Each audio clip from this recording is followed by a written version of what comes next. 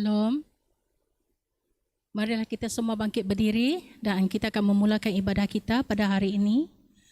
Semoga semuanya bersedia untuk memuji dan menyembah Tuhan pada hari ini. Marilah kita sama-sama mengucapkan doa Bapa kami dan pengakuan iman Rasul. Bapa kami yang di syurga, dikuduskanlah namamu, datanglah kerajaanmu, jadilah kehendakmu di bumi seperti di syurga. Berikanlah kami pada hari ini makanan kami yang secukupnya, dan ampunilah akan kesalahan kami, seperti kami juga mengampuni orang yang bersalah kepada kami. Dan janganlah membawa kami ke dalam pencobaan, tetapi lepaskanlah kami daripada yang jahat, kerana Engkaulah yang empunya kerajaan dan kuasa dan kemuliaan sampai selama-lamanya.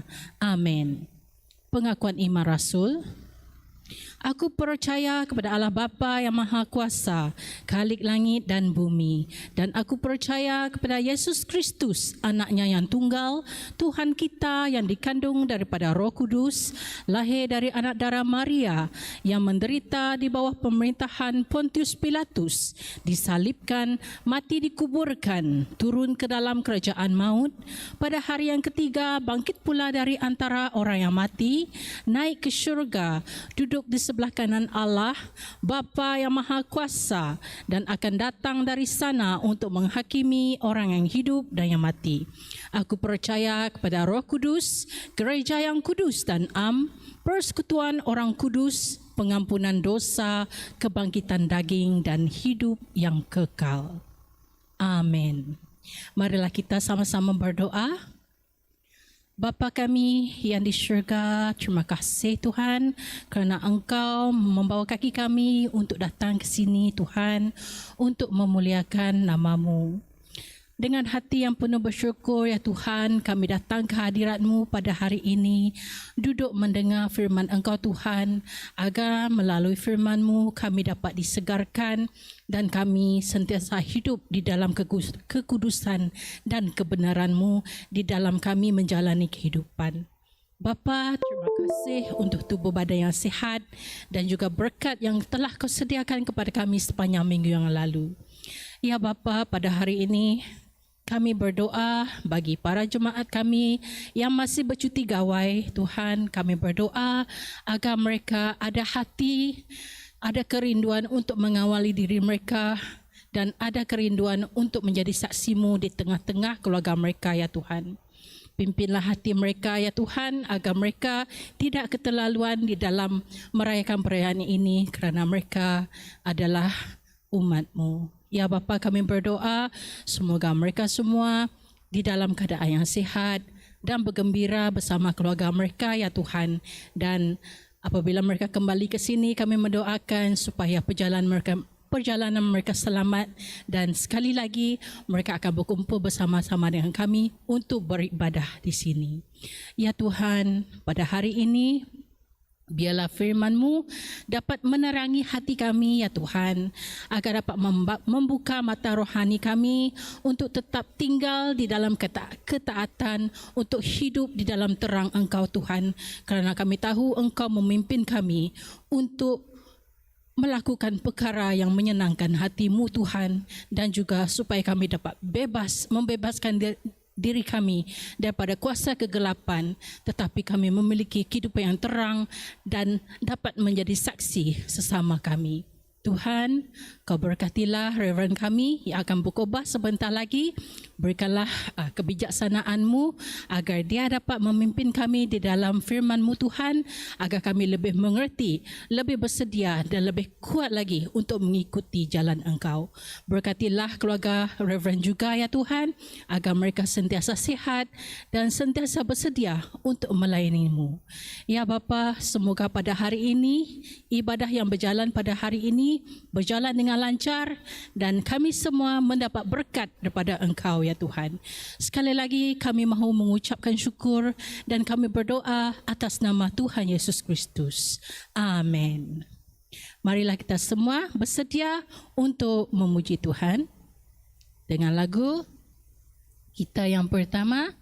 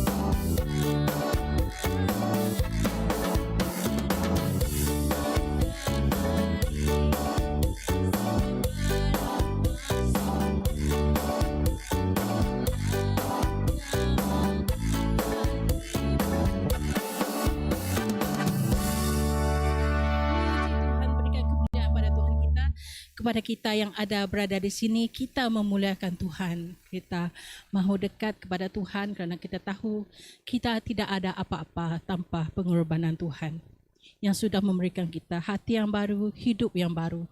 Tidak ada apa-apa kesusahan yang tidak dapat diatasi apabila kita percaya kepada kekuatan Tuhan yang memimpin kehidupan kita. Amin. Marilah kita semua pergi kepada pujian yang seterusnya. Biar bumi akan berlalu, tetapi Tuhan tetap berserta kita.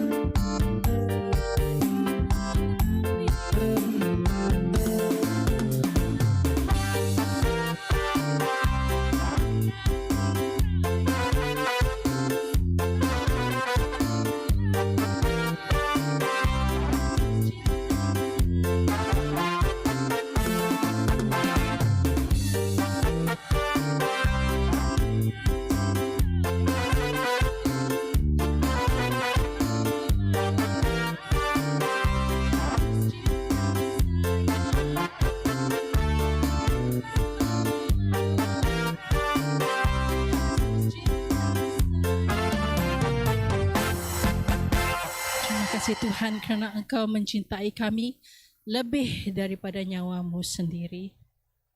Kami datang ke hadirat-Mu ya Tuhan dengan hati yang penuh syukur. Berarti apa yang Tuhan sudah lakukan untuk menebus kami. Kami datang ke sini dengan hati yang penuh percaya bahawa Tuhanlah juru selamat kami dan kami tidak dapat pergi ke hadapan Bapa tanpa melalui Tuhan, kerana Tuhan adalah anak Allah dan melalui Tuhanlah kami dapat hidup sejati dan kekal bersama-sama suatu hari nanti. Kami yang percaya ya Tuhan menderita di dunia ini kerana mau mengikuti kebenaran-Mu. Tetapi kami tahu apa yang kami lakukan sekarang ini tidak dapat dibandingkan dengan kemenangan yang akan kami raih ketika kami bersama-sama dengan Tuhan nanti. Terima kasih ya Bapa, kerana Engkau selalu memberikan kami kekuatan setiap hari untuk menjadi saksi-Mu yang baik. Di dalam nama Tuhan Yesus Kristus kami berdoa. Amin. Marilah kita pergi kepada pemberian persembahan. Seperti biasa, kepada yang mahu memberi persembahan secara online, boleh memberikannya ke dalam akaun Methodist Batang, iaitu di Bank Public Bank. Dan kepada yang memberi pada hari ini, kita tahu Tuhan memberkati kita semua. Marilah kita memberi dengan hati yang penuh taat, penuh sukacita, kerana kita tahu segala-galanya adalah milik Tuhan dan Tuhan mengurniakannya kepada kita dengan hati yang penuh rela kerana Dia amat mengasihi kita. Sebelum kita memberi kepada Tuhan pada hari ini, marilah kita berdoa terlebih dahulu. Bapa kami yang di syurga, kami bersyukur atas pemberian-Mu yang tidak terhingga kepada kami sepanjang minggu yang lalu, dan kami tetap bersyukur untuk apa yang Engkau bakal sediakan untuk kami pada minggu-minggu yang seterusnya. Terima kasih kerana Engkau sentiasa memberikan tubuh badan yang sehat, mental yang kuat, agar kami terus dapat menjalani kehidupan ini, agar kami terus dapat berkarya melalui pertolongan Engkau. Ya Bapa, semoga pemberian pada hari ini dapat memperluaskan Injil-Mu kepada jiwa-jiwa yang memerlukan dan juga kepada mereka yang memerlukan bantuan. Terima kasih ya Tuhan kerana Engkau menjadikan kami saluran berkat-Mu melalui gereja untuk menjangkau jiwa-jiwa. Pimpinlah fikiran dan hati kami agar sentiasa memiliki perasaan mengasihi sesama, mengampuni dan bersabar di dalam menjalani kehidupan ini. Di dalam nama Tuhan Yesus Kristus kami berdoa. Amin. Marilah kita semua memberikan dengan lagu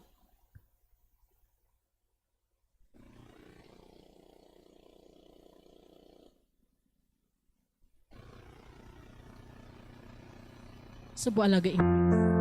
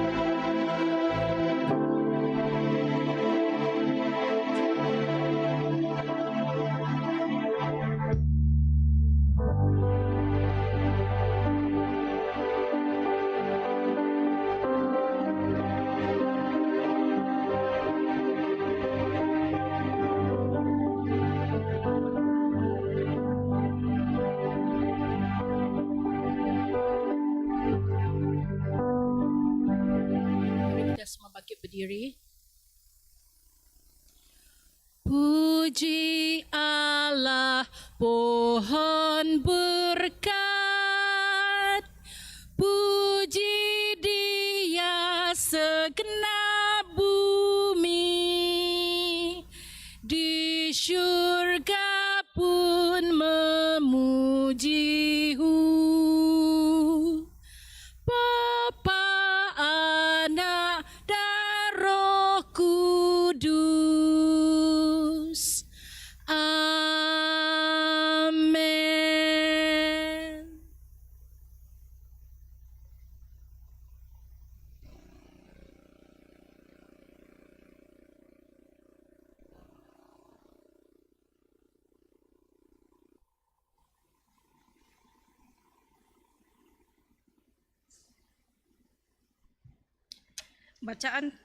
Bacaan firman kita diambil daripada Lukas 12 ayat 35 hingga 48. Hamba yang berjaga-jaga, bersiap-siaplah untuk menghadapi apa sahaja. Kamu harus sentiasa bersiap sedia dengan pelita yang menyala. Hendaklah kamu seperti hamba yang sedang menantikan tuan mereka balik daripada jamuan perkahwinan.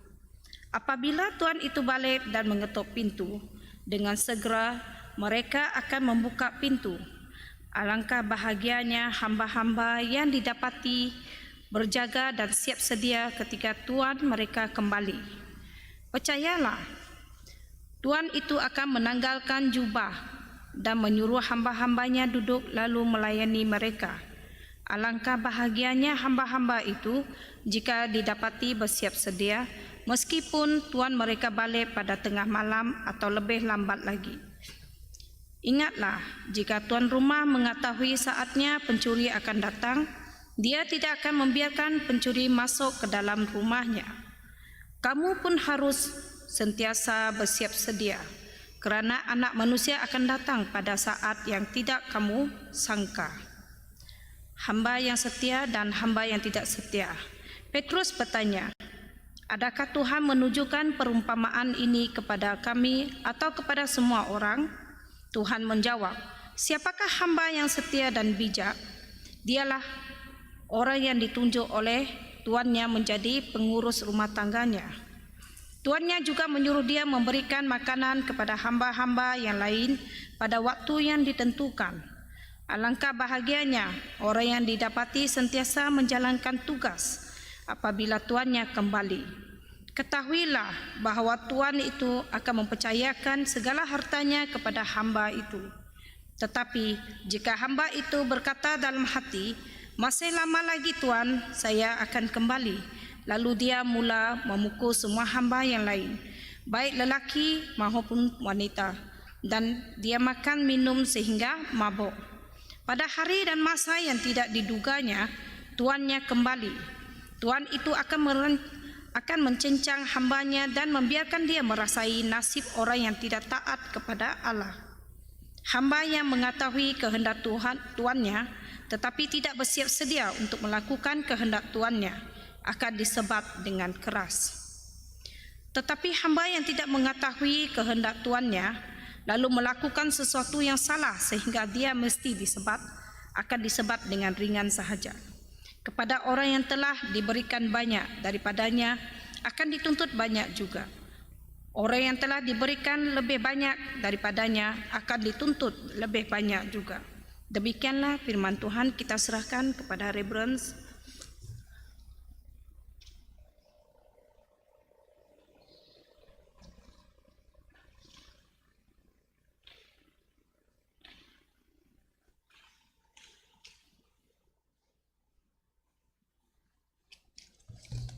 Shalom, selamat Hari Kawai.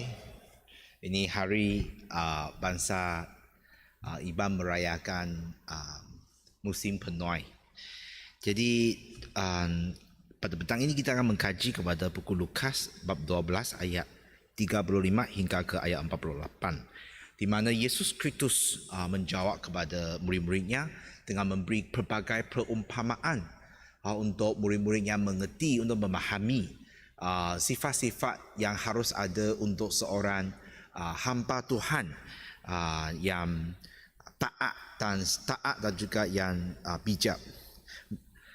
Apabila saya menyediakan khotbah pada petang ini, saya teringat akan kehidupan saya waktu masih bersekolah.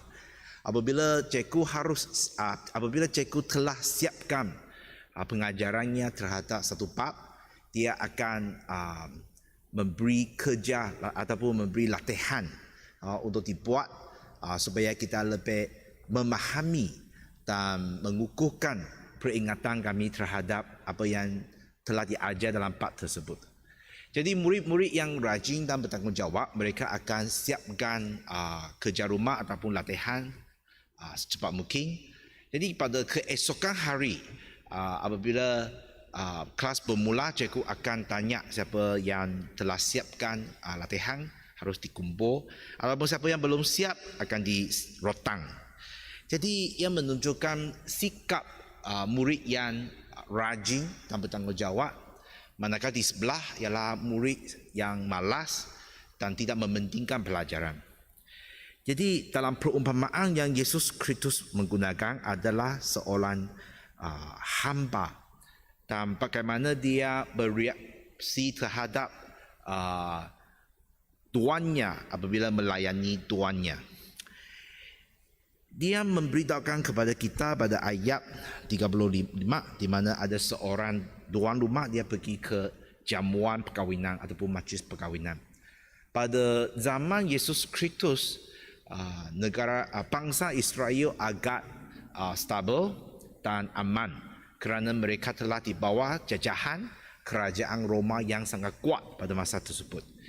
Jadi perayaan untuk malam perkahwinan ataupun jamuan perkahwinan ataupun majlis perkahwinan biasanya bukan satu hari, manakala ia berkemungkinan 3 hari berturut-turut, dan untuk orang kaya ia mungkin 7 hari berturut-turut. Jadi tuan rumah ini dia pergi menghadiri jamuan kahwin. Jadi bila dia akan balik, dia mungkin balik pada malam ini, Dia mungkin akan balik pada esok malam ataupun pada hari yang berikutnya. Jadi sebenarnya ahli keluarga dan juga hamba di rumah, mereka tidak tahu bila tuan rumah akan balik. Tapi untuk seorang hamba yang taat kepada tuannya, yang bijak, dia akan memberikan perhatian pada waktu malam. Kerana waktu siang memang semua orang bangun, keluar, masuk, ya adalah hari yang biasa. Tapi pada waktu malam semua orang telah pergi ke tidur. Jadi apabila tuan balik daripada jamuan, siapa yang akan buka pintu untuk tuan? Nah, biasa pintu dikunci dari dalaman. Jadi perlu orang di dalam buka pintu bagi orang luar masuk. Jadi apabila tuan balik, siapa akan buka pintu? Biasanya hamba perlu buka pintu untuk tuan.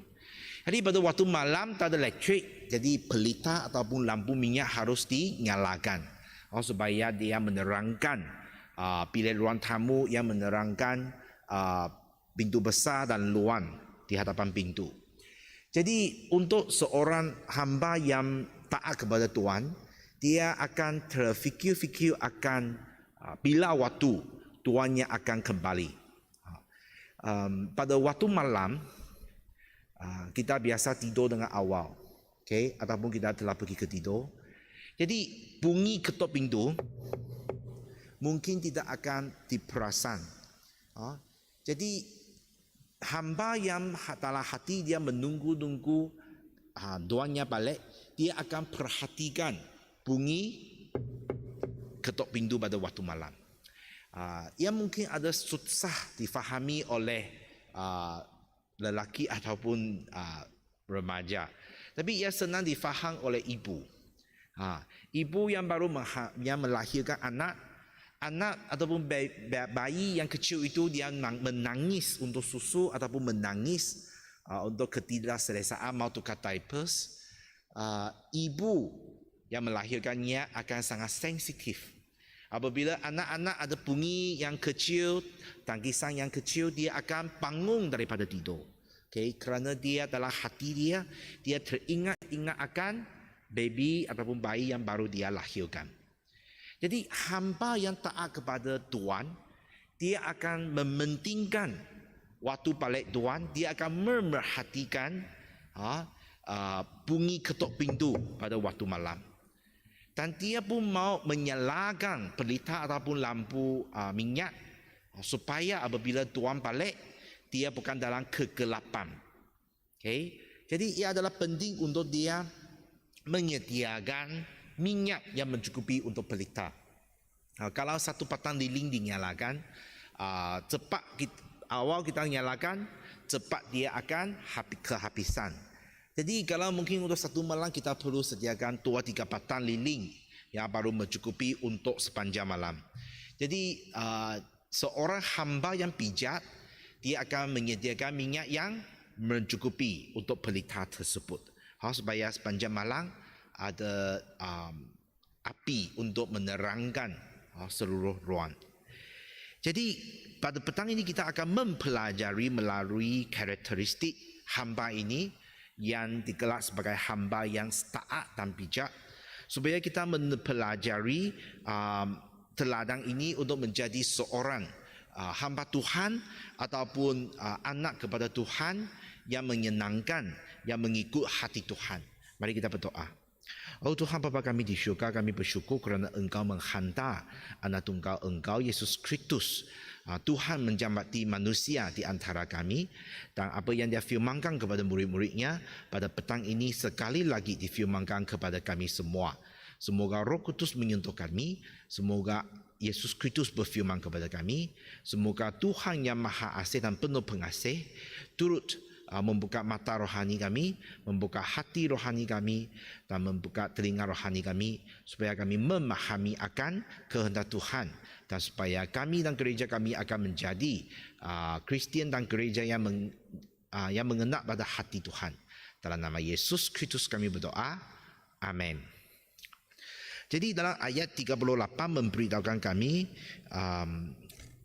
hamba yang bijak, yang taat kepada Tuan akan menyediakan dan menyalakan pelita pada waktu malam supaya tuannya balik, ia adalah terang, bukan dalam kegelapan. Dan juga hamba ini dia akan memperhatikan apabila tuannya mengetuk pada pintu. Dan juga dia akan bersiap sedia. Kalau kita ikut Alkitab bahasa Chinese, Hehepen, dia memberitahukan kami hamba yang taat, dia akan ambil satu tali untuk mengikat pada pinggan dia di luar jubah dia. Jadi orang Yahudi pada zaman Yesus Kristus, mereka ada pakaian dalaman dan mereka ada satu helai pakaian luaran ataupun dipanggil jubah dalam bahasa Malaysia. Jadi biasa tali adalah ikat di dalam baju dalaman, bukan pada jubah ataupun baju luar. Tetapi pada saat seorang hamba ingin melayani tuan ataupun melayani tetamu tuan, dia harus mengambil satu tali ikat jubah dia. Dan apa kegunaan? Apabila dia mau melakukan kerja ataupun berbuat kerja, dia akan angkat jubah bawah, bahagian bawah jubah tersebut dan lipat, selip masuk dalam tali itu supaya dia senang bekerja. Kalau tidak, bahagian bawah jubah itu mungkin akan goyang-goyang dan mengganggu kerja dia. Jadi seorang hamba yang bersiap sedia, pada waktu malam dia akan ambil tali ikat jubah dia. Dia akan bersiap sedia untuk melayani tuannya waktu tuannya balik. Adakah kita waktu tidur masih pakai tali pinggang kah? Tidak kan, kita akan buka kerana ia tak selesa. Tapi untuk seorang hamba yang taat kepada tuannya, yang ingin melayani tuannya pada bila-bila masa, khasnya dia tahu dia dalam perjalanan balik, kaki dia akan kotor. Kita bukan saja nyalakan, menerangkan ruangan, kita mau tolong dia cuci kaki lagi. Jadi ambil tali, ikat pada jubah supaya nanti boleh lipat jubah dan tolong tuan cuci kaki. Dan hamba ini apabila dia berjaga-jaga, dia dalam hati dia hanya memikir akan tuannya untuk melayani tuannya dengan baik. Karakteristik ini ataupun kelakuannya ini akan mengambil hati tuan dan menyenangkan hati tuan. Dan dalam Alkitab apa yang dicakap oleh Yesus Kristus, dia kata, alangkah bahagianya hamba-hamba yang didapati berjaga dan siap sedia ketika tuan mereka kembali.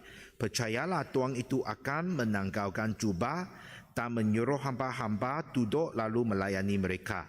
Alangkah bahagianya hamba-hamba itu jika didapati bersiap sedia meskipun tuan mereka balik pada tengah malam ataupun lewat lambat lagi. Dia kata tuan akan buka jubah sendiri dan pula melayani balik hamba yang taat sedia ini. Dan dalam buku Alkitab Hehepen bahasa Cina, dia kata tuan rumah akan menjemput hambanya untuk makan malam, untuk jamuan. Pada realiti mungkin kita susah nak bayangkan, tapi sebenarnya ada situasi ini. Sepertinya company kita ataupun tim kita kalau berjaya melakukan sesuatu bisnes ataupun mendapat pendapatan yang lumayan untuk bisnes tuan, biasanya dia akan share semua pekerja makan satu jamuan besar kan? Ataupun dia akan memberikan bonus pada akhir tahun untuk memberikan kalakan kepada semua pekerja yang kuat, yang rajin bekerja dan membawa sumbangan yang besar kepada company. Jadi tuan yang happy dengan hambanya yang tak sedia, Yesus kata dia akan menjemput untuk jamuan. Dia akan buka baju jubah dan cuci kaki hamba. Adakah ia menjadi nyata? Ya. Apabila Yesus Kristus bersedia ke kayu salib, dalam jamuan Paskah, Yesus Kristus telah buka jubah dia, mengambil satu tuara ikat pada pinggan dan cuci kaki muridnya, melayani murid-muridnya sebelum mengambil jamuan Paskah. Dan pada masa hadapan yang akan datang, apabila kita pergi ke syurga, Tuhan turut menyediakan jamuan besar di syurga, menanti-nantikan hamba Tuhan ataupun murid-murid Yesus yang menyenangkan hati Tuhan, yang mengkongsi berita baik, yang melayani Tuhan di gereja, yang mengambil hati Tuhan. Tuhan akan memberkatinya. Jadi Yesus Kristus pada sebaliknya menyatakan satu situasi lagi untuk mereka yang tidak melayani dengan baik. Ingatlah, jika tuan rumah mengetahui saatnya pencuri akan datang, dia tidak akan membiarkan pencuri masuk ke dalam rumahnya. Yesus Kristus cakap perumpamaan yang kedua dulu, yaitu hamba dia haruslah sentiasa berjaga-jaga. Seperti sebelum ini saya ceritakan, dia tak tahu bila tuannya akan balik, pada malam ini ke keesokan hari ke ataupun hari yang berikutnya ke, dia tak tahu. Dia harus berjaga-jaga dan sentiasa bersiap sedia.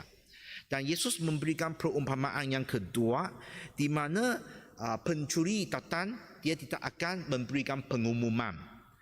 Dia tidak akan beritahu tuan rumah dia datang pada waktu bila. Jadi dia kedatangan pencuri adalah tiba-tiba, di luar jangkaan. Pada buku He berbahasa Cina, buku Alkitab He berbahasa, dia memberitahu pencuri datang dengan mengkorek lubang. Rumah pada zaman Yesus Kristus dia dibina daripada tanah, air dan rumput kering. Mereka kasih campurkan dan kasih tekankan kuat supaya dia udara-udara di dalam akan dikeluarkan. Jadi dulu waktu kecil saya fikir, adakah rumah ini tahan dan kuat? Pada satu kali saya menonton kepada satu discovery ataupun menonton kepada satu dokumentari.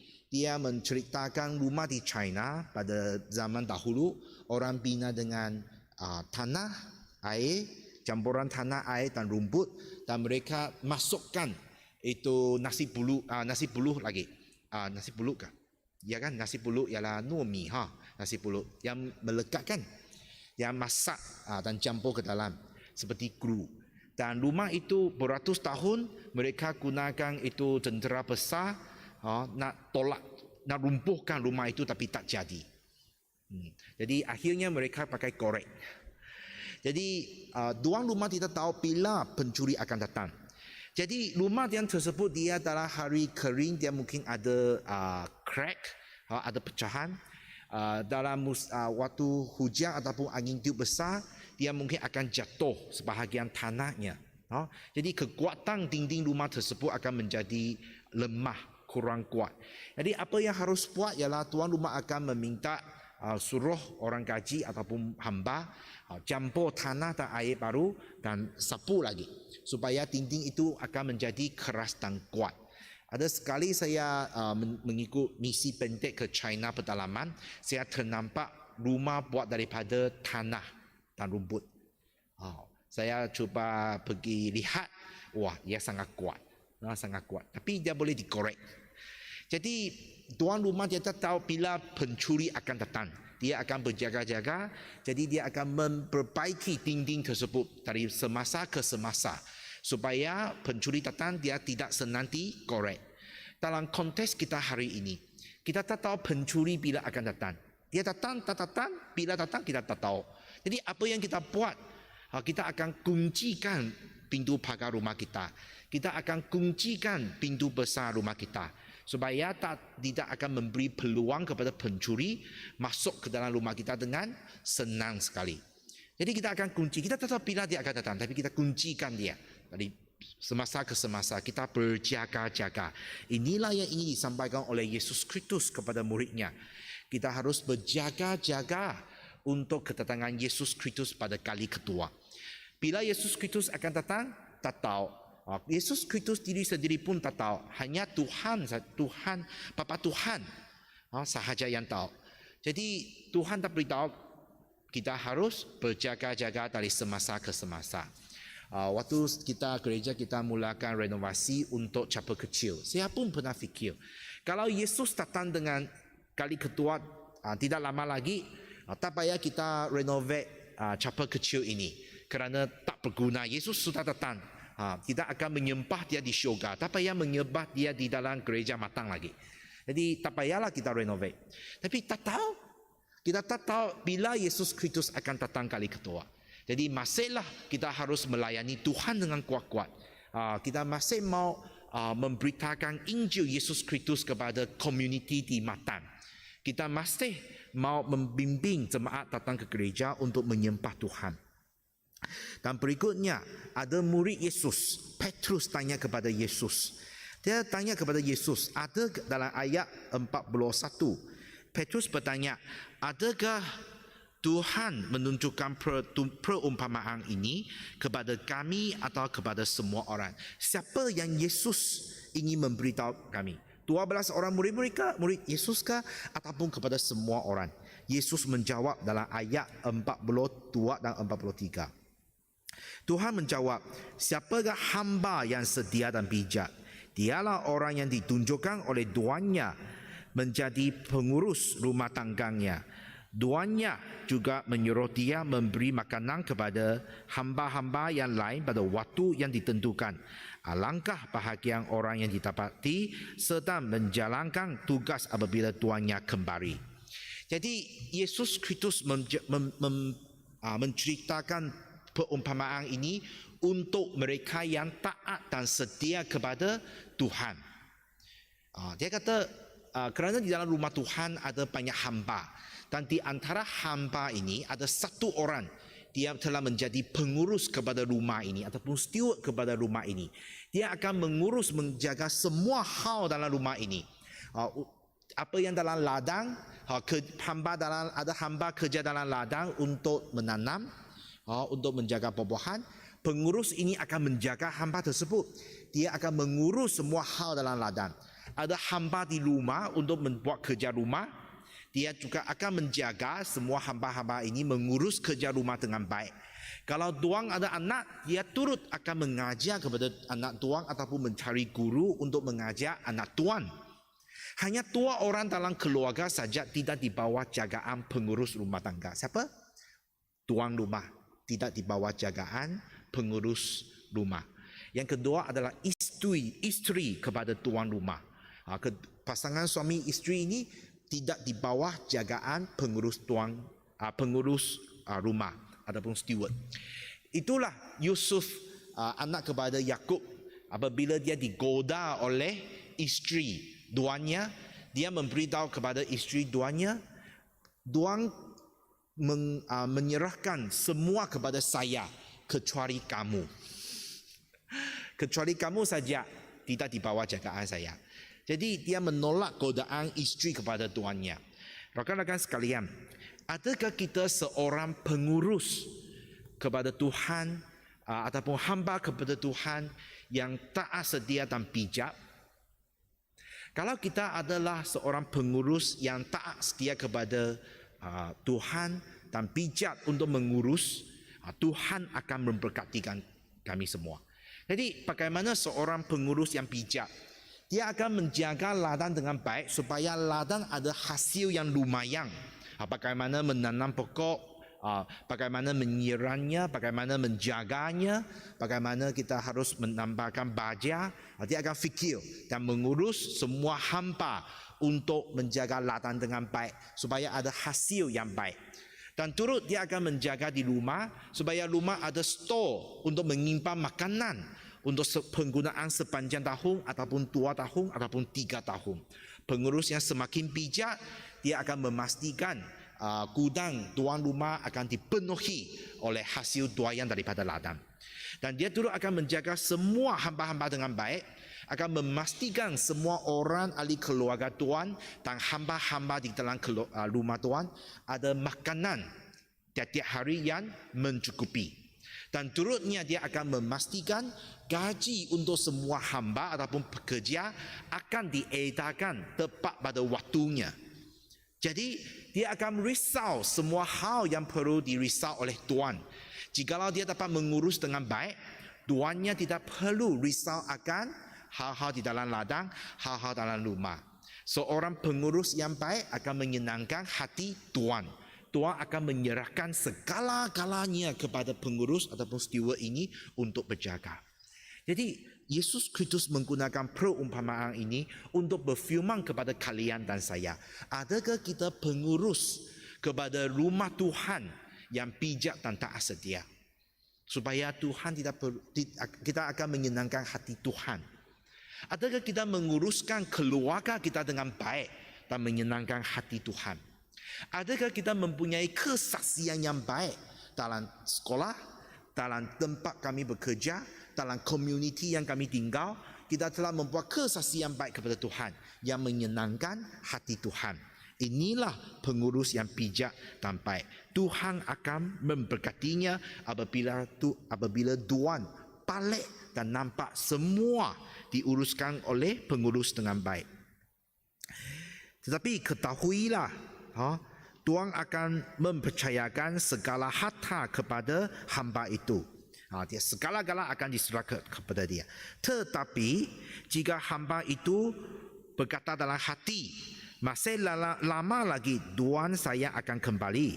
Lalu dia mula memukul semua hamba yang lain, baik lelaki maupun wanita, dan dia makan minum sehingga mabuk. Pada hari dan masa yang tidak didugakan, tuannya kembali. Tuan itu akan mencencang hambanya dan membiarkan merasailah nasib orang yang tidak taat kepada Allah. Jadi kalau hamba adalah harta kepada tuan mereka. Jadi tuan ada kuasa untuk sepak hambanya yang tidak mengikut arahan ataupun hambanya yang berbuat salah. Jadi sepak itu ringan ke ataupun kuat ke, itu bergantungan kepada kesalahannya. Tetapi hak ini bukan pada pengurus rumah. Jadi apabila tuan tak ada di rumah, dia pula pergi sepak, dia pula pergi memukul hamba yang lain, bererti dia mengambil alih kuasa tuannya. Dan dia makan siapa punya makanan? Tuan punya makanan, kan? Dalam store, dalam itu sangka, itu semua binatang dalam sangka itu semua harta kepada tuan. Dia minum arak, itu siapa punya wine? Itu tuan punya wine. Dia minum makan sampai mabuk.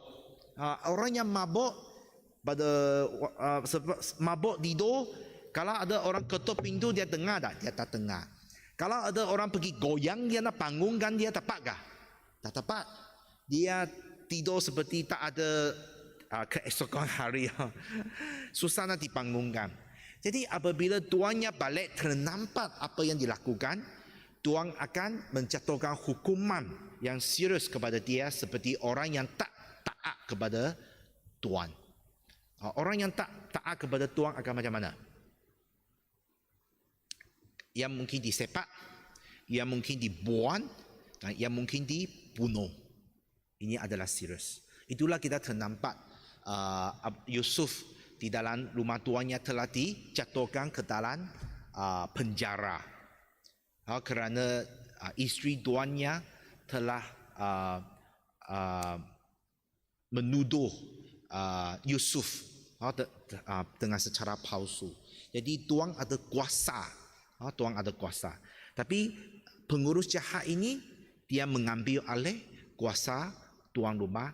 Artinya dia bukan seorang pengurus rumah yang setia kepada tuannya. Tuan tak ada, dia cincai buat. Itu sesuatu karakteristik yang tidak betul, yang sangat salah. Jadi bila tuan rumah akan balik, dalam ayat 38, dia kata tuan, meskipun tuan mereka balik pada tengah malam ataupun lambat lagi, hamba-hamba itu sentiasa bersiap sedia. Tidak seperti hamba jahat ini. Dia kata tuan tidak tak tahu tuan bila akan balik. Jadi dia lakukan banyak kesalahan yang tidak taat kepada tuannya. Apa artinya tengah malam?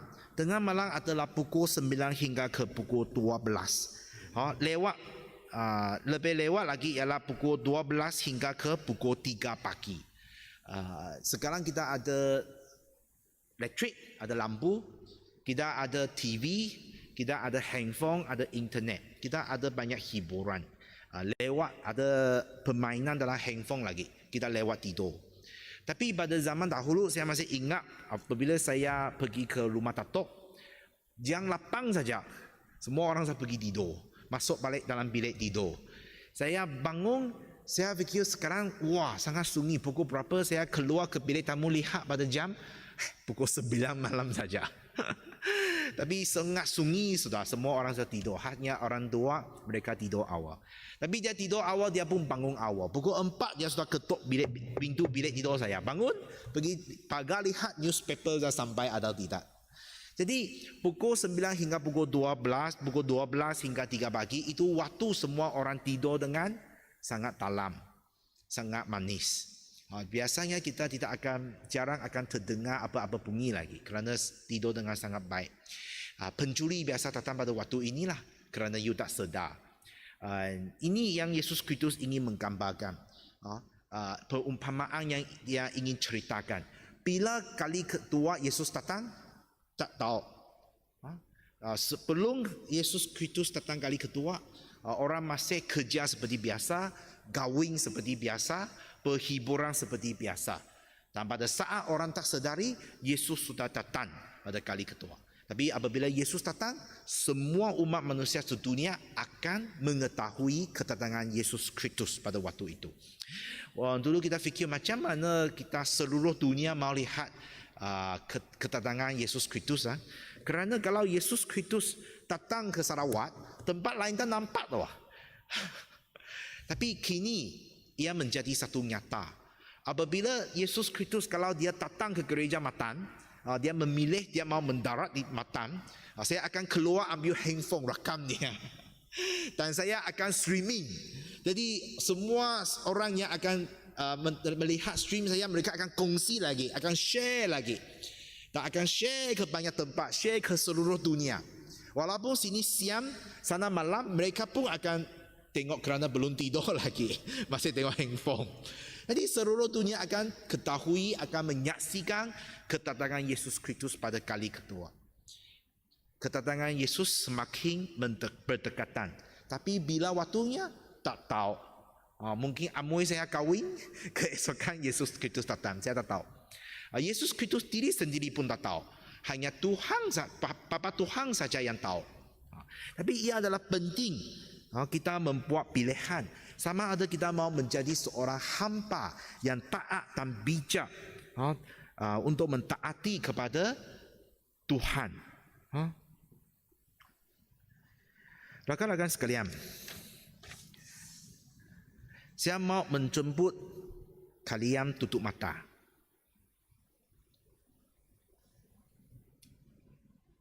Mari kita berenung. Jikalau Yesus Kristus datang nanti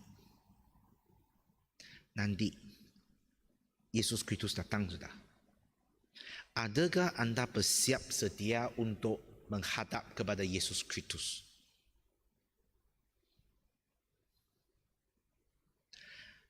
Apa yang masih memenuhi hati kamu sebelum tadi kamu datang ke gereja untuk menyembah Tuhan? Apa yang dalam hati anda yang selalu membuat anda tidak dapat menumpu perhatian kepada Tuhan? Pada saat ini saya ingin menjemput kalian berdoa kepada Tuhan masing-masing. Jikalau dalam kehidupan kita, dalam hati kita, ada hal-hal yang lain yang lebih penting daripada Tuhan, pada saat ini mari kita menyerahkan hal tersebut, benda tersebut, orang tersebut kepada Tuhan. Dan kita mau taat kepada panggilan Tuhan. Kita mau taat kepada kehendak Tuhan. Mari kita berdoa masing-masing kepada Tuhan. Tuhan sentiasa menyertai. Tuhan menunggu anda berdoa kepada Dia.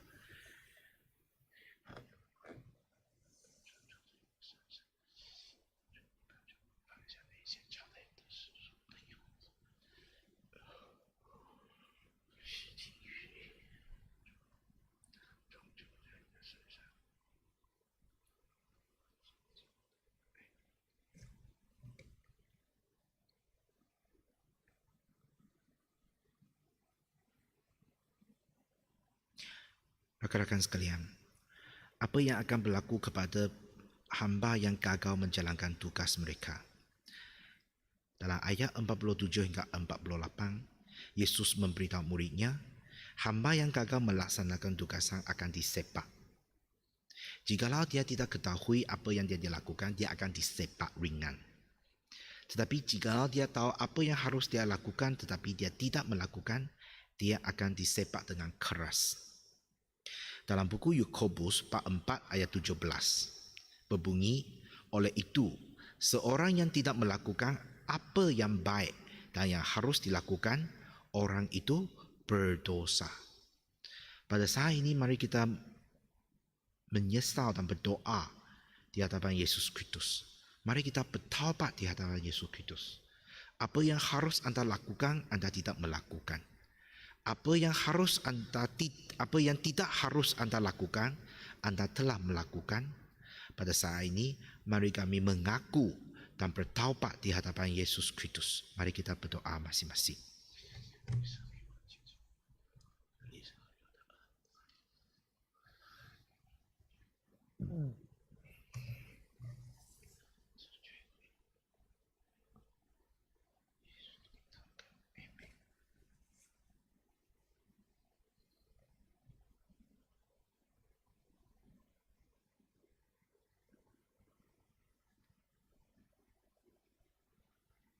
Rakan-rakan sekalian, apakah urusan duniawi yang telah mengganggu anda untuk melayani Tuhan? Pada saat ini kita menyerahkan gangguan tersebut kepada Tuhan. Dan apakah kasih karunia yang Tuhan memberi kepada anda untuk melayani di gereja, tetapi anda tidak melakukan? Pada saat ini mari kita juga bertaubat di hadapan Yesus Kristus dan memohon bimbingan dan sokongan daripada Roh Kudus untuk menggalakkan kita menyenang kepada hati Tuhan, melakukan apa yang harus kita lakukan mengikut firman Tuhan. Mari kita berdoa kepada Tuhan masing-masing.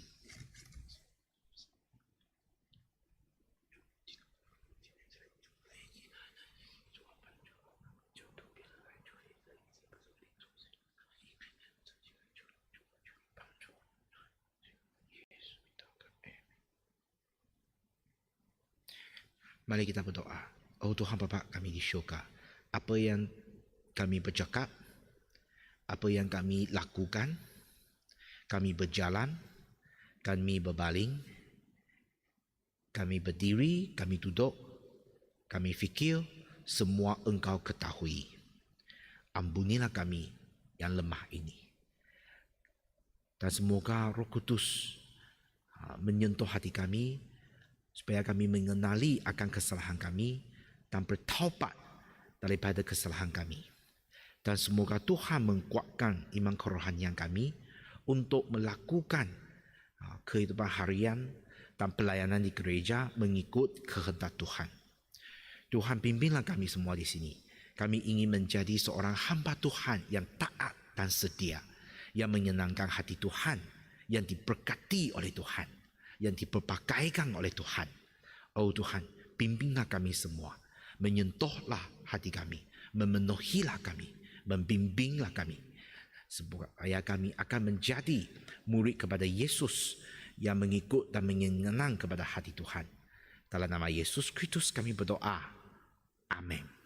Jadi peringatan untuk pengajaran pada petang ini, yaitu kita mesti berjaga-jaga dan bersedia untuk menunggu kedatangan Yesus Kristus pada kali kedua. Kerana kedatangan Yesus pada kali kedua, kita tidak menjangkangnya, kita tidak ketahui. Marilah kita bersiap sedia dalam pelayanan kita, dalam kehidupan kita yang mengikuti kehendak Tuhan. Amin.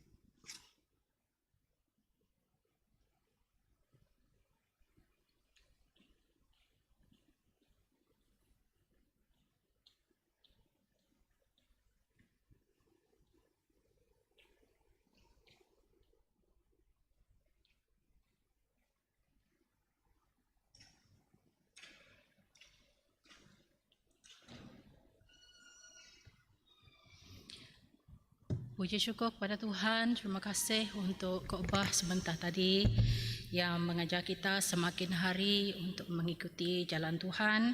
Kita sebagai hamba Tuhan, kita harus bersiap sedia untuk terus melayani Tuhan di dalam semua bidang yang Tuhan mau kita layaninya. Setiap kita di sini mempunyai fungsi yang tertentu untuk melayani Tuhan.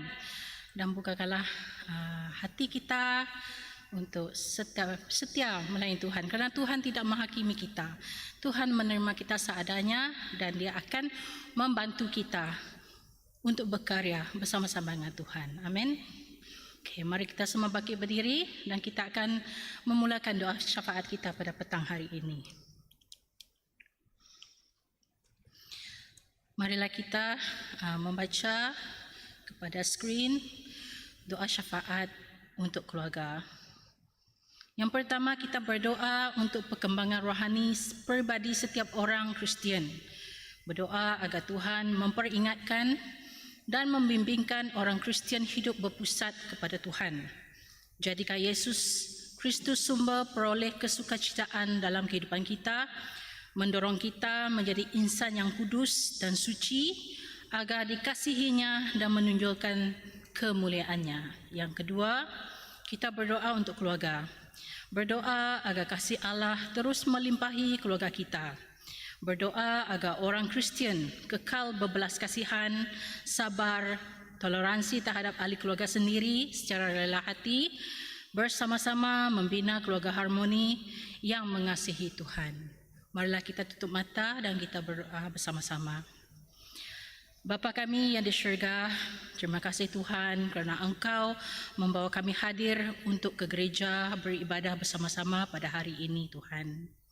Meskipun kami tidak ramai pada hari ini Tuhan, tetapi kami datang dengan hati yang penuh rela untuk datang menyembah Engkau. Tuhan, perkuatkanlah peribadi kerohanian kami ya Tuhan, agar kami dapat terus memuliakan nama-Mu, agar kami dapat memperdengarkan firman Engkau Tuhan, dan di samping itu kami dapat membimbing orang lain agar terus percaya kepada Tuhan dan mendekatkan diri kami berpusat kepada kemuliaan Tuhan di dalam kehidupan kami. Ya Tuhan, Engkaulah sumber sukacita di dalam hidup kami, membantu kami menjalani hidup, mengajar kami menjadi insan yang kudus dan suci, tetap mengasihi Engkau dan tetap kuat di dalam menjalani hidup yang penuh cabaran ini. Ya Tuhan, segala kesulitan dan kesusahan yang kami alami, ya Tuhan, kami tahu Engkau berserta dengan kami. Roh Kudus-Mu sentiasa menyertai kami dan memberikan kami pertolongan ketika kami berseru kepada Engkau. Setiap kami di sini tidak keseorangan, ya Tuhan. Oleh kerana percaya kami, maka Roh Kudus-Mu sentiasa mendekati kami, sentiasa memimpin kehidupan kami. Ya Bapa kami yang di syurga, kami juga berdoa untuk keluarga kami. Kami berdoa ya Tuhan di dalam keluarga kami agar Engkau terus hadir. Roh Kudus-Mu terus memberkati keluarga kami, memberikan kami damai sukacita, memberikan kami kasih yang kuat antara sesama kami, sentiasa bersabar, sentiasa membantu, sentiasa mengeluarkan kata-kata yang baik dan juga pribadi yang tetap mengasihi dan mendorong sesama kami agar kami dapat membina keluarga kerajaan Allah di dunia ini, dan semoga anak-anak kami ya Tuhan sentiasa mengerti kebaikan Engkau melalui contoh yang ibu bapa berikan kepada mereka. Tuhan, terima kasih sekali lagi kerana Engkau selalu memberikan kami segala yang kami perlukan bagi kami hidup sebagai orang yang percaya. Dalam nama Tuhan Yesus Kristus kami berdoa. Amin. Perkara yang kedua yang kita akan doakan adalah untuk gereja. Berdoa untuk Methodist Convention yang dianjurkan oleh SCSC di Kingwood Hotel Sibu dari 1 hingga 3 Jun yang lalu. Kita berdoa untuk kedua-dua penceramah serta 750 peserta termasuk pastor dan pemimpin gereja SCSC. Kita berdoa agar mereka tetap sihat, bersemangat dan fokus ketika menyertai dalam setiap sesi. Berdoa agar setiap peserta membuka hati, sanggup berkongsi sesama orang serta rendah diri di samping belajar daripada satu sama lain. Yang kedua, kita berdoa untuk mesyuarat bagi Lembaga Pemuda-Pemudi SCSC dan Camp Life Game 2.0 dari 1 hingga 3 Jun yang akan diadakan di Sibu Diocesan Pastoral Center.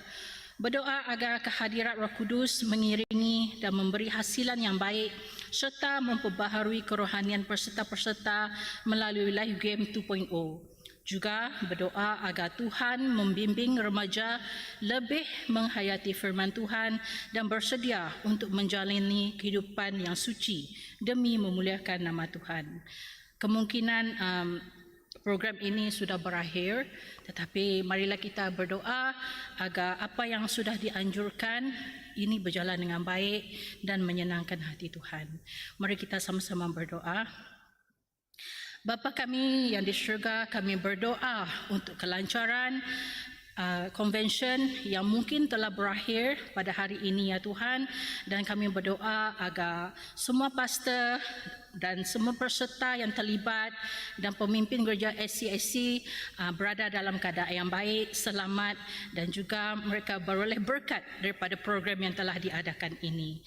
Tuhan, kami berdoa agar jiwa mereka, hati rohani mereka berapi-api untuk terus memuliakan nama-Mu, untuk terus melayani Engkau setelah mereka berkongsi kesaksian antara mereka supaya hati dan jiwa mereka dapat diperkuatkan untuk terus memuliakan nama-Mu.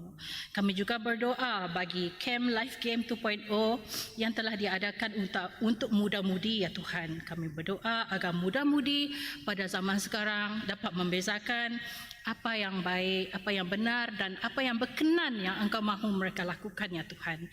Jadikanlah mereka unggul ya Tuhan, kerana mereka adalah generasi kami yang akan datang, agar mereka tidak lupa akan Tuhan dan mereka mengenali bahawa untuk mengikut Tuhan Yesus adalah satu perkara yang amat mulia sekali, adalah satu perkara yang amat baik sekali, kerana Roh Kudus pasti akan menjaga mereka. Ya Bapa kami yang di syurga, persiapkanlah para peserta muda-mudi yang sudah terlibat di dalam program ini supaya hati mereka sentiasa tertuju kepada ingin menyenangkan hati Engkau ya Tuhan. Dan semoga setiap mereka yang menjalani program ini ya Tuhan, Engkau bimbing dan Engkau berkatilah mereka. Di dalam nama Tuhan Yesus Kristus kami berdoa. Amin. Mari kita berdoa untuk yang seterusnya. Kita berdoa untuk negara.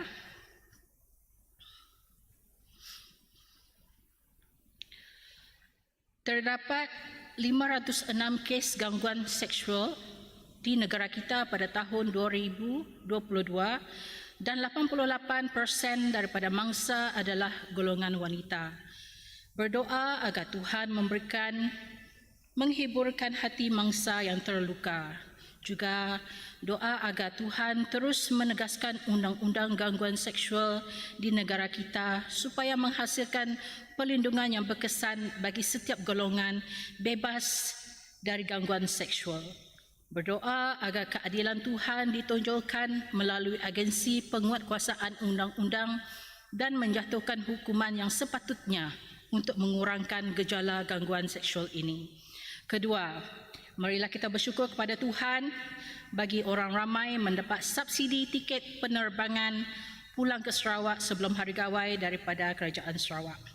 Berdoa agar Tuhan melindungi perjalanan mereka yang pulang ke rumah panjang untuk sambutan Hari Gawai.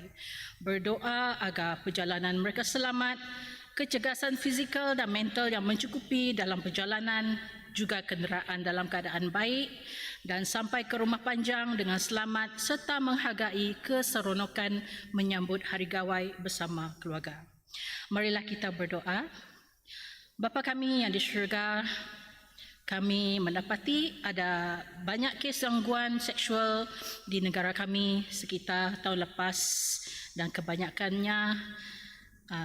kebanyakan mangsa adalah daripada golongan yang lemah. Tuhan, bantulah mereka ya Tuhan.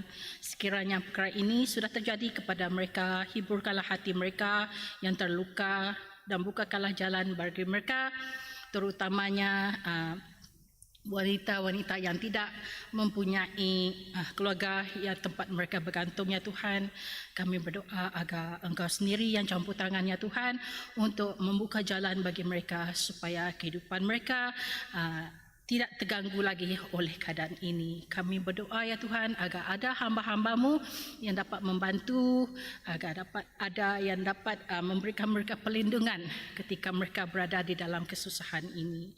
Tuhan, bukakanlah hati para penguasa yang terlibat di dalam membanteras keadaan ini, ya Tuhan, agar mereka lebih efisien dan juga lebih berbelas kasihan dan prihatin terhadap mangsa-mangsa ini. Dan biarlah keadilan dapat diadakan, ya Tuhan, agar perkara ini dapat dihentikan dengan serta-merta. Kami juga berdoa, ya Tuhan, dan juga bersyukur kerana kerajaan sudah memberikan subsidi kepada mereka yang duduk di luar Sarawak untuk datang menyambut Hari Gawai bersama-sama dengan keluarga. Tuhan, lindungilah perjalanan mereka. Kami percaya pada ketika ini mereka berada di kampung merayakan Gawai bersama-sama keluarga. Tuhan, lindungilah mereka, ya Tuhan, dan sentuhlah hati mereka kepada mereka yang percaya kepada Engkau, agar mereka dapat mengawal diri dan tidak melakukan perkara-perkara yang menjadi batu sandungan kepada orang Kristian yang lain, ya Tuhan. Meskipun mereka bergembira, mereka seharusnya lebih prihatin dan lebih mengenali dan dapat mengawal diri, kerana mereka adalah saksi Engkau di tengah-tengah komuniti yang belum mengenal Engkau, ya Tuhan. Kepada jemaat kami yang mungkin dalam perjalanan pulang balik ke Kuching, ya Tuhan, kami berdoa agar Engkau menyertai dan melindungi perjalanan mereka agar mereka selamat sampai ke rumah. Di dalam nama Tuhan Yesus Kristus kami berdoa. Amin. Perkara yang seterusnya adalah doa untuk dunia. Kawasan Kensington di Philadelphia, negara Amerika Syarikat, telah menjadi kawasan yang terjejas teruk untuk penyalahgunaan dadah zilazin. Dadah itu dianggap sebagai ancaman baru yang diiktiraf oleh White House Amerika Syarikat. Mereka juga mengambil dadah ini akan kelihatan seperti zombie, kulit mereka akan cedera akibat ulcer dan tisu-tisu akan teruk akibat jangkitan. Di samping itu, mereka akan mengalami kesukaran bernafas dan sebagainya. Kita berdoa kepada Tuhan membantu kerajaan Amerika Syarikat dan pihak penguatkuasaan undang-undang yang berkaitan dalam mengambil tindakan undang-undang untuk menghentikan wabak dadah. Berdoa kepada Tuhan agar melindungi penagih-penagih daripada kesakitan fizikal dan membantu mereka untuk berhenti mengambil dadah. Kedua, Kanada terperangkap dalam situasi kebakaran hutan yang teruk, iaitu 6,000 hektar hutan dan 800 hektar bangunan terjejas. Oleh itu, 16,000 penduduk tempatan perlu dipindahkan dengan segera. Berdoa agar Tuhan memberi kebolehan dan kebijaksanaan kepada kerajaan dan unit bantuan untuk membimbing mereka memindahkan, menjaga dan menempatkan semula penduduk setempat dengan berkesan. Selain itu, kita berdoa kepada Tuhan memberi hati yang terbuka supaya pihak yang berkaitan dengan kerjasama dengan pihak bomba untuk memadam kebakaran bersama-sama. Marilah kita berdoa untuk dunia. Bapa kami yang di syurga, kami berdoa untuk negara Amerika Syarikat, khususnya kawasan Kensington di Philadelphia. Ya Tuhan, kawasan ini telah terjejas teruk akibat oleh penyalahgunaan dadah yang terbaru. Ya Bapa, kami berdoa agar hamba-hamba-Mu dapat menyentuh dan membantu mereka yang mahu keluar daripada ancaman dadah ini, ya Tuhan. Kerana dadah ini adalah begitu membahaya sekali, kerana tubuh badan mereka akan terjejas teruk dan mereka adalah kelihatan seperti bangkai yang bernyawa.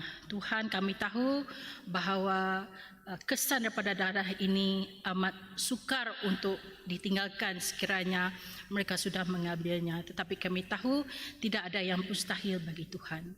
Kepada mangsa-mangsa dadah ini maupun keluarga mereka yang terjejas, ya Tuhan, kami berdoa agar Engkau campur tangan di dalam mengatasi keadaan ini, ya Tuhan.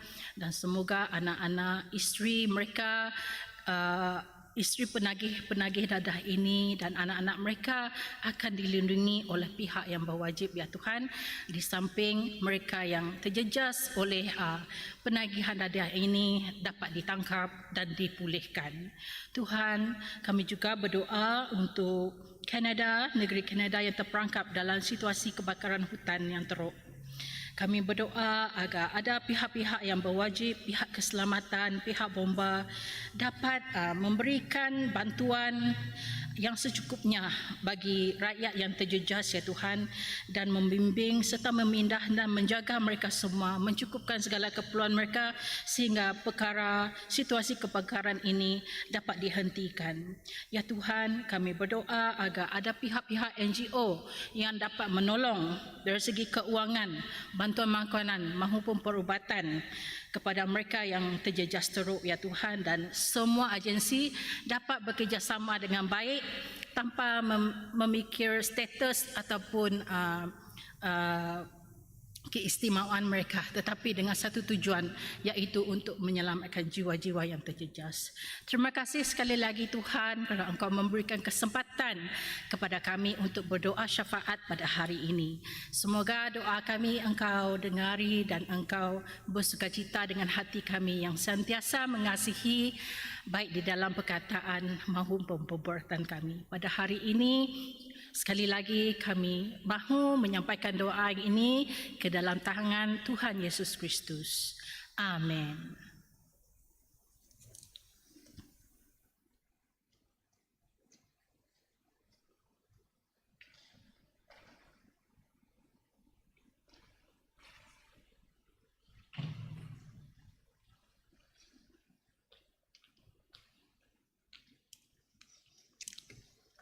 Marilah kita semua sekali lagi bangkit berdiri. Kita akan berdoa doa penjagaan misi pada hari ini. Allah Bapa Syurgawi, kami bersyukur atas kesetiaan-Mu dalam memperluaskan daerah misioneri. Engkau telah memberikan Ting Yang kesempatan untuk mengajar Alkitab dan teologi di sebuah seminari di Nepal dan mengajar bahasa Inggeris di sebuah organisasi. Pada bulan April, dia telah mendaftar di Universiti Kathmandu yang terletak di ibu kota Nepal dan telah memohon visa pelajar pada bulan Mei.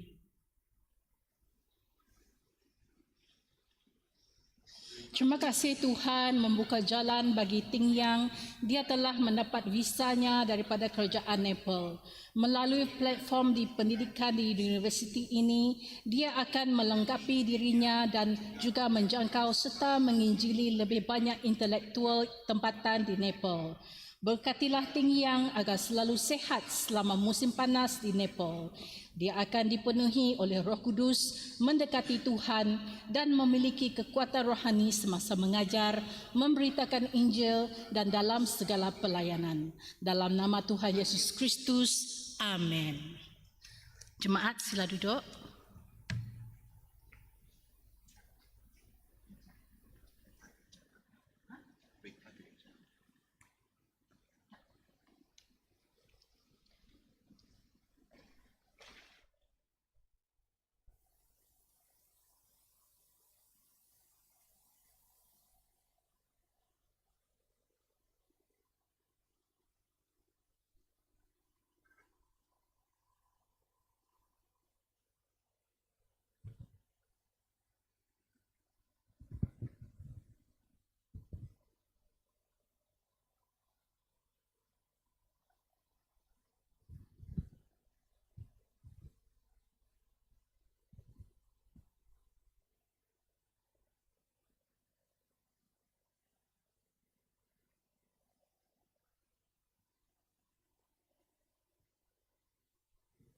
Saudara-saudari sekalian, Tuhan kita Yesus Kristus berkata, kasihilah Tuhan Allahmu dengan segenap hatimu dan dengan segenap jiwa dan dengan segenap kekuatanmu dan dengan segenap akal budimu, dan kasihilah sesamamu manusia seperti diri sendiri.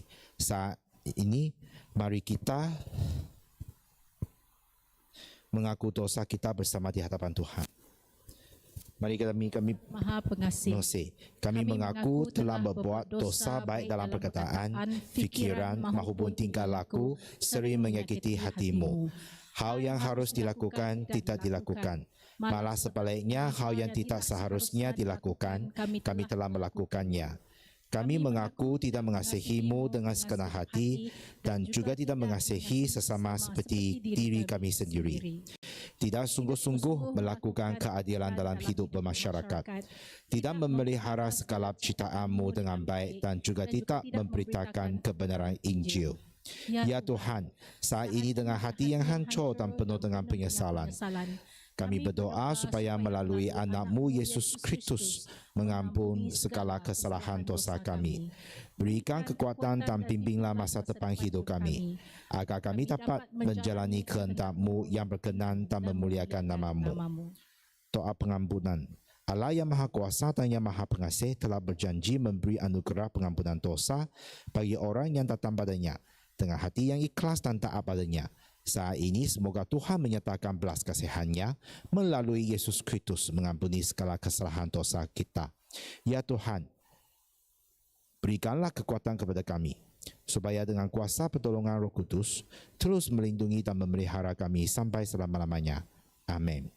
Saudara-saudari, Tuhan Yesus menasihati dan menghibur hati mereka yang datang padanya dengan berkata, marilah kepadaku semua yang letih lesu dan berbeban berat, aku akan memberi kelegaan kepadamu. Demikianlah juga yang dikatakan Rasul Paulus bahawa Yesus Kristus datang ke dunia ini adalah untuk menyelamatkan orang yang berdosa.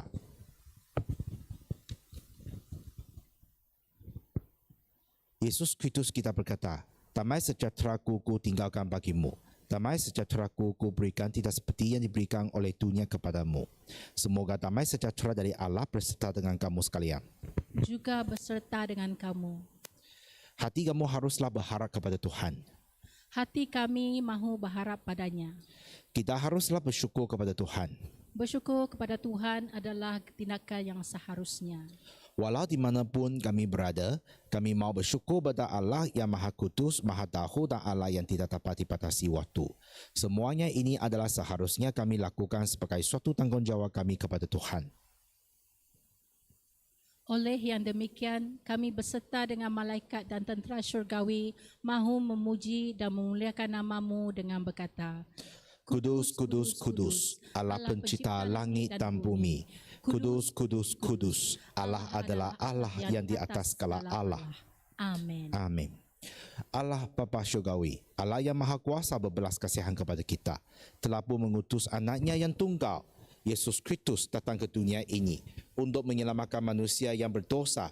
Dia rela mempersembahkan dirinya mati di atas kayu salib sebagai korban penghapusan dosa.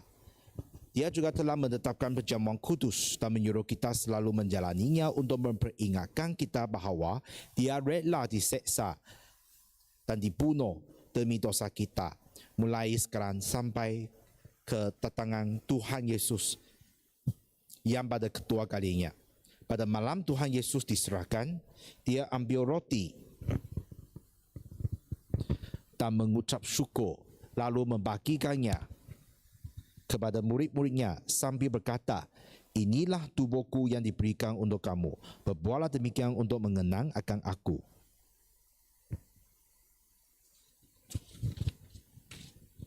Setelah itu, Yesus mengambil sebuah cawan yang berisi wine. Dia mengucap syukur kepada Allah, lalu memberi cawan itu kepada murid-muridnya dan berkata, inilah darahku yang dicurahkan untuk banyak orang, darah yang mengesahkan perjanjian Allah. Berbuatlah demikian untuk mengenang akan aku. Oleh itu, kita haruslah memberitakan rahsia daripada keimanan yang diperolehi melaluinya.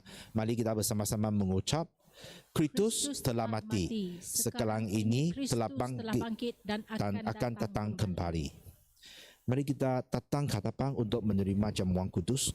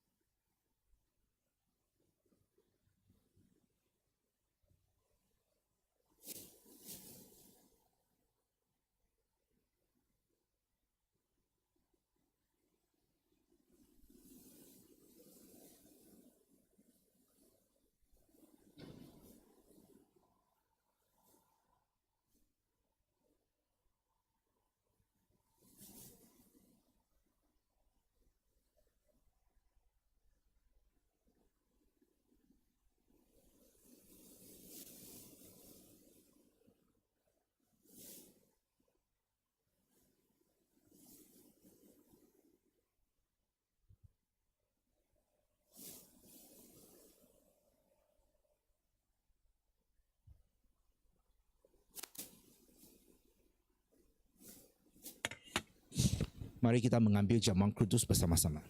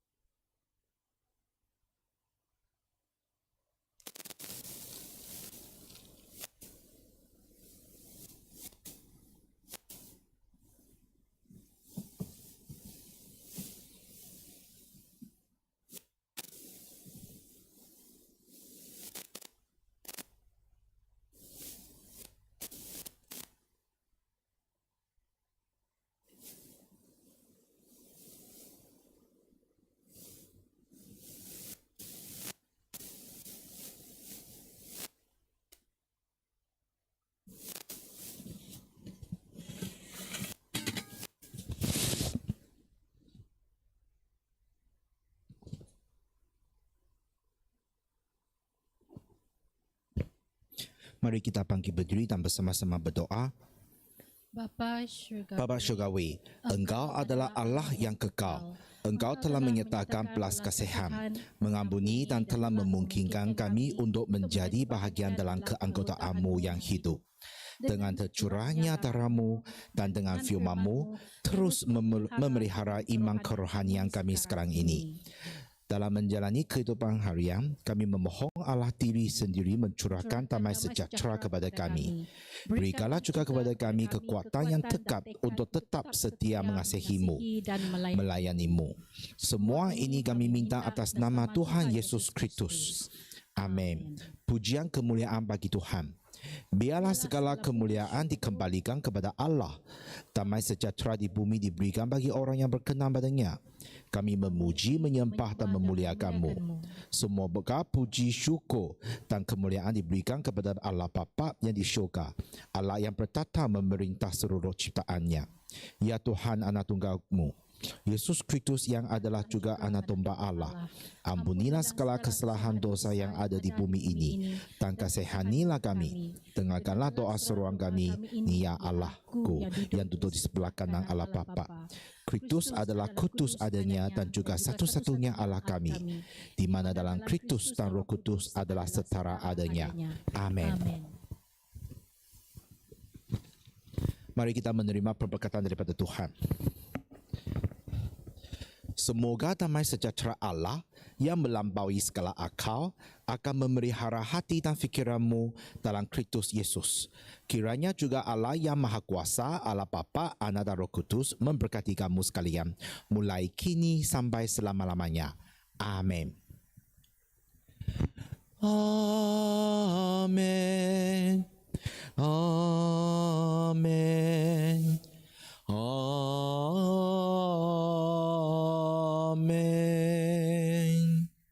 Dipersilakan duduk, doa teduh.